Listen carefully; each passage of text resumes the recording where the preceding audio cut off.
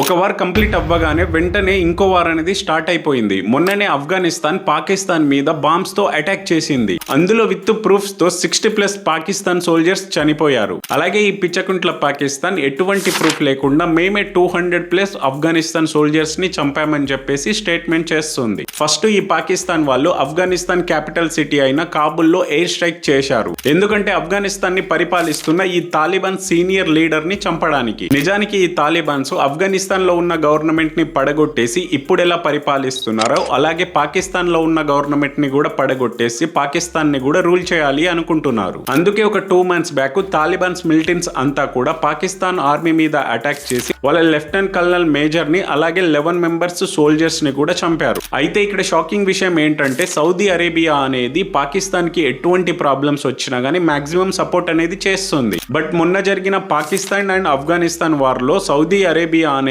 అసలు పాకిస్తాన్ కి ఎటువంటి సపోర్ట్ కూడా చేయలేదు. ఇంకోటి చెయ్యదు కూడా. ఎందుకంటే పాకిస్తాన్ అనే దేశాన్ని వేరే దేశాలన్నీ కూడా కేవలం యుద్ధ సమయంలో ఒక కుక్కలాగా మాత్రమే వాడుకుంటాయి.